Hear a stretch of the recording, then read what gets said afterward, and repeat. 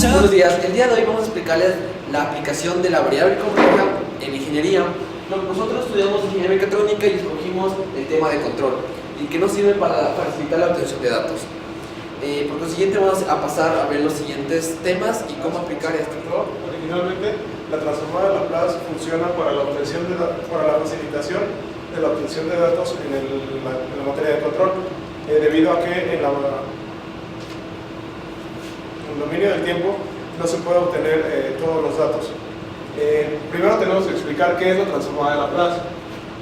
Las funciones originales funcionan en el dominio del tiempo. Aquí se encuentra el dominio del tiempo. Después, aplicando la transformada de Laplace,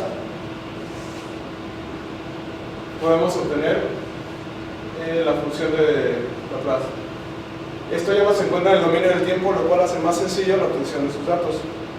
La fórmula general para obtener la transformada de Laplace es la siguiente.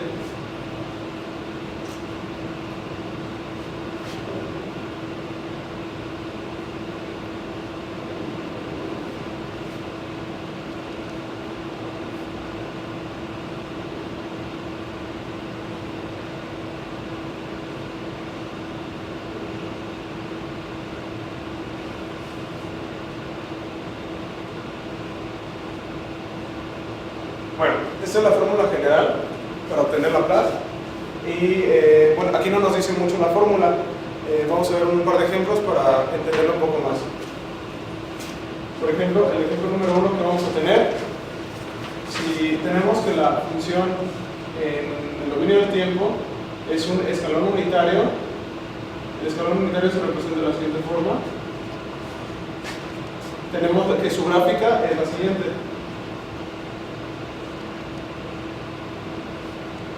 Esto en el dominio del tiempo. Ahora, si queremos sacar la transformada de Laplace, tenemos que aplicar la fórmula general que ya se había visto de la siguiente manera: es la integral de 0 a infinito de la función original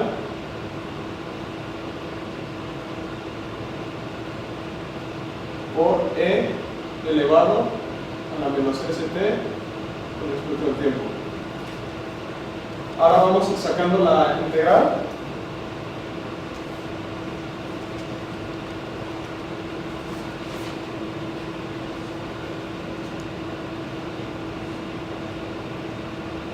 Se evalúa.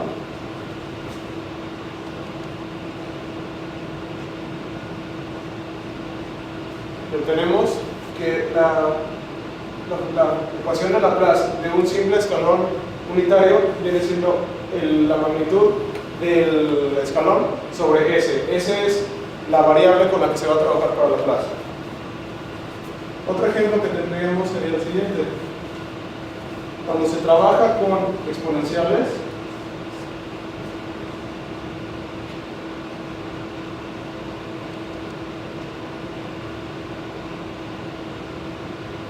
se va a aplicar la misma fórmula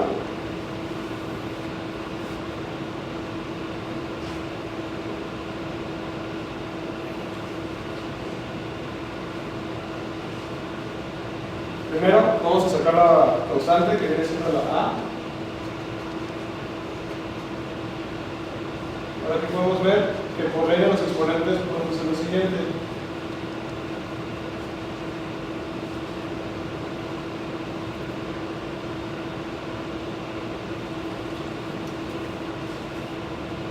Y ahora,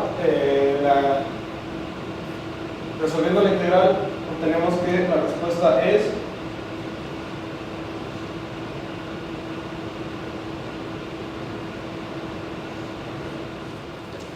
Ahora vamos a explicar para qué sirve todo este tipo de señales en control. Como sabemos, la señal puede mover sensores o en el caso servos, y de los cuales tenemos tres tipos de señales. La número 1, la señal estable, que sus gráficas o sus señales salen de esta manera.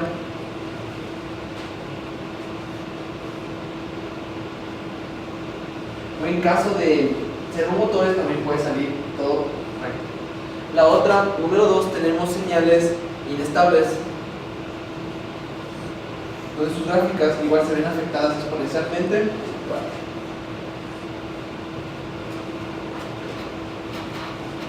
Y por último tenemos las señales críticamente estables.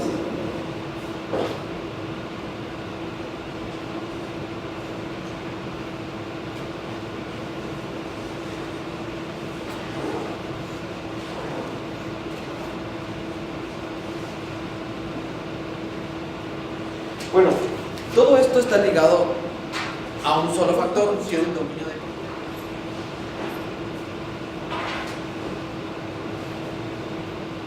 Por ejemplo, esta función 10 sobre s más 3, donde podemos ver que aquí hay un polo en s igual a menos 3, pero no hay ceros.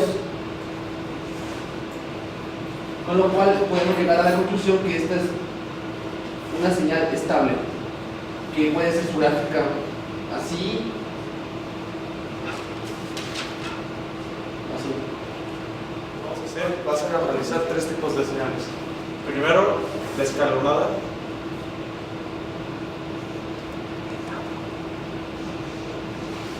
Que obteniendo la transformación de Laplace nos va a dar función de S igual a sobre S. Lo que vamos a hacer aquí para analizar la señal escalonada va a ser lo de polos y ceros que vimos en clase, en donde los ceros van a ser cuando en la parte de arriba de la función va a ser 0 y toda la función nos va a dar igual a 0. Y la parte de abajo se va a llamar polo, que es lo que vimos cuando la parte del numerador nos va a dar 0. Vamos a analizar la otra señal, que es la exponente.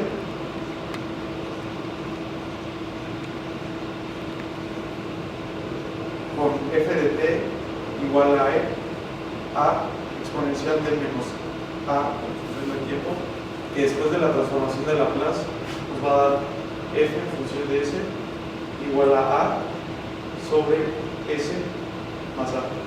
En este caso no tenemos ceros, y en los polos la única manera en la que nos puede dar cero y se puede determinar es cuando s va a valer menos a.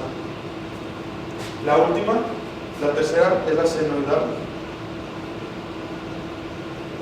con f en función del tiempo igual a constante por seno de constante con el tiempo, y que después en función de Laplace, la transformación de Laplace nos va a dar función de s igual a sobre s cuadrada más a. Aquí es donde vamos a introducir la... Lo vamos a encontrar en s cuadrado, es más 9, más 9, no es a. Ok, ahora di más 9. Más 9.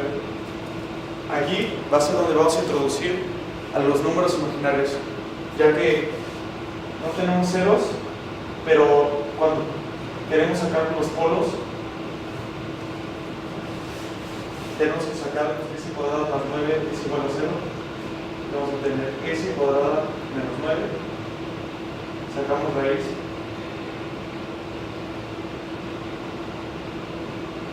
Y en este caso, como habíamos dicho que i es igual a raíz de menos 1, vamos a tener más menos 3i.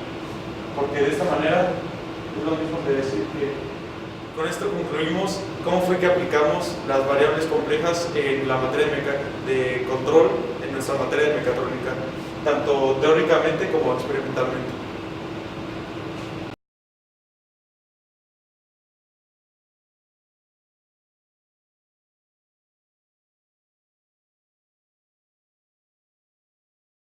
En esta segunda parte del PBLE veremos las aplicaciones prácticas del álgebra lineal.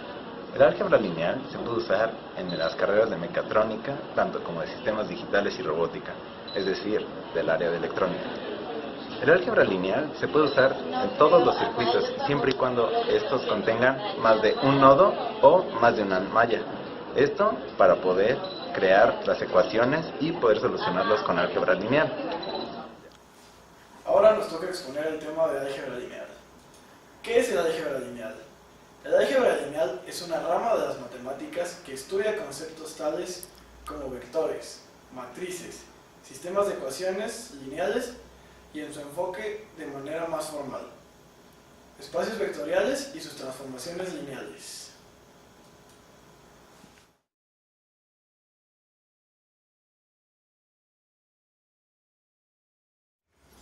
Los componentes que nosotros usaremos son resistencia, nodo y fuente de voltaje. Se le denomina resistencia eléctrica a la oposición al flujo de electrones al moverse a través de un conductor. La unidad de resistencia en el sistema internacional es el ohm, que se representa con la letra griega omega, en honor al físico alemán Greg Simon Ohm, quien descubrió el principio que ahora lleva su nombre. Seguimos con el nodo. En ingeniería eléctrica y electrónica, un nodo es el punto en donde dos o más componentes tienen una conexión en común. Corresponde a una unión de dos alambres hechos de material conductor que poseen una resistencia eléctrica cercana a cero. Sin algún conocimiento previo, es fácil de hallar un nodo utilizando la ley de Ohm.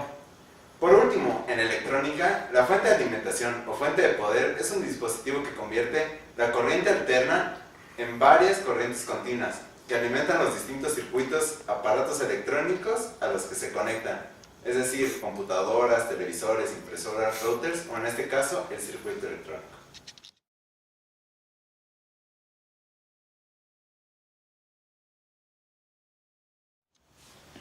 Y ahora veremos las leyes mediante las cuales analizaremos el circuito, las cuales son ley de nodos, ley de mallas y ley de Ohm. Según la ley de nodos de Kirchhoff, la sumatoria de los amperajes en un nodo es igual a cero. Recordemos que cuando un voltaje pasa por un elemento de circuito, en este caso en una resistencia, se produce una diferencia de potencial. Es decir, todo el amperaje que llega a un nodo es igual al amperaje de salida de este mismo. Según la ley de voltajes de Kirchhoff, la sumatoria de voltajes en una malla es igual a cero. Recordamos que cuando una corriente pasa por un elemento de circuito, en este caso la resistencia, se produce una diferencia de potencial. La ley de Ohm establece que la diferencia de potencial, voltaje, en una resistencia es igual a corriente por la resistividad del elemento. Es decir, P es igual a I entre R. La ley de Ohm, postulada por el físico y matemático alemán Georg Simon Ohm, es una de las leyes fundamentales de la electrodinámica, estrechamente vinculada a los valores de las unidades básicas presentes en cualquier circuito eléctrico.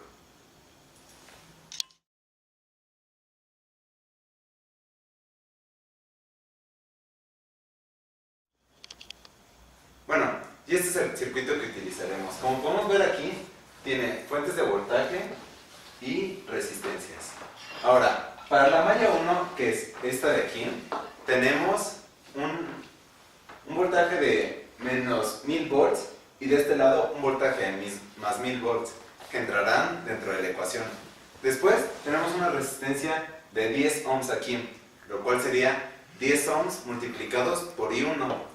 De este lado tenemos una resistencia de 20 ohms, la cual se multiplica 20 ohms multiplicado por I1 más I2, que es las dos corrientes que pasan a lo largo de esas resistencias. De este lado, por último, tenemos una resistencia de 30 ohms. Esta resistencia se multiplica por I1, ya que se encuentra dentro de este malla. Y todo esto será igual a 0. Así se puede ver nuestra primera fórmula. Después esto se simplifica hasta llegar a una resistencia de 60 multiplicado por la corriente 1, 20 multiplicado por la corriente 2, y como se puede ver aquí no tenemos ningún contacto con la corriente 3, por lo tanto sería 0 y 3, todo igualado a 0 debido a los voltajes, que es 1000 volts menos 1000 volts.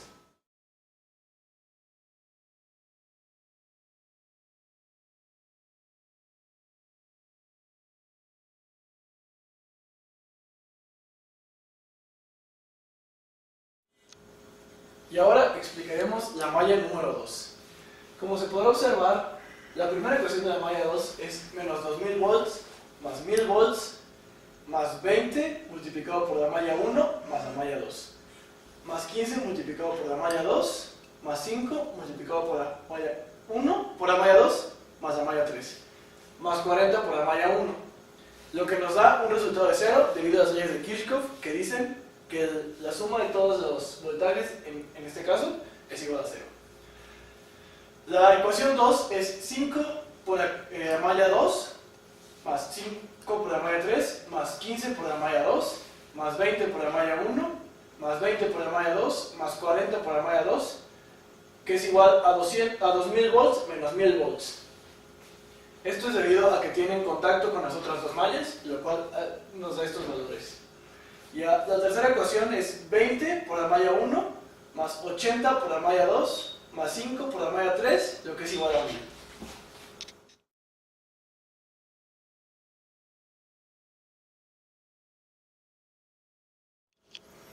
Para la malla 3, en este caso, tenemos un voltaje de menos 2000 volts, otro voltaje de más 2000 volts, luego tenemos una resistencia de 5 volts, lo cual lo convierte en 5 volts multiplicado por la malla 2 más la malla 3. Después tenemos una resistencia de 25 ohms, que está nada más multiplicada por la malla 3. Por último tenemos una resistencia de 35 ohms, que está multiplicada por la malla 3. Se preguntarán por qué es la resistencia multiplicada por la corriente. Bueno, esto es debido a la ley de Ohm. Voltaje es igual a resistencia por corriente.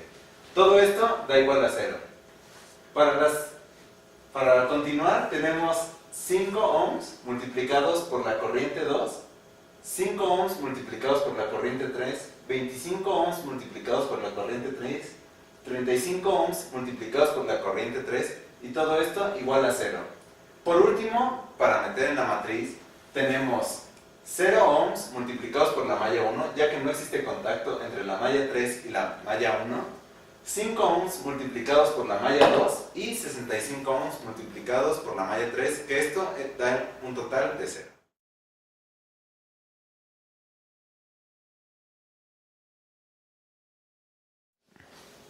Y ahora les mostraremos cómo introdujimos las ecuaciones anteriormente mencionadas dentro de una matriz, las simplificamos y resolvimos utilizando el método de Gauss-Jordan. Primero tenemos las ecuaciones, tal y cual como se las mostramos anteriormente, las fuimos simplificando buscando los pivotes hasta llegar a esta, la ecuación simplificada.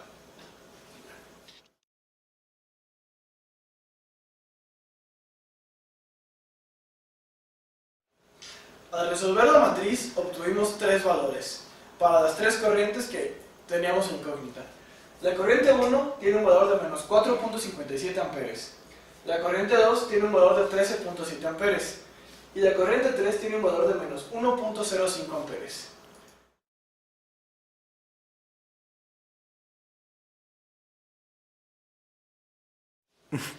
Sustituyendo los valores anteriormente mencionados en el circuito, podemos obtener los valores de la malla, los cuales son estos, y así resolvemos este problema.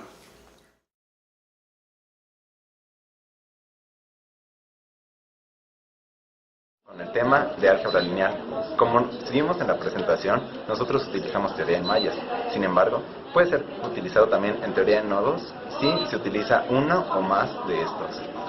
Estos son aplicaciones sencillas, sin embargo, se pueden utilizar en aplicaciones un poco más complejas, como por ejemplo el procesamiento de imágenes, ya que las imágenes consisten de una serie de matrices con distintos puntos y esto es lo que da la resolución. Es decir, al procesar las imágenes podemos conocer las mallas y con esto utilizarlo en aplicaciones científicas como en microscopía, electrónica o simplemente en visión para robots.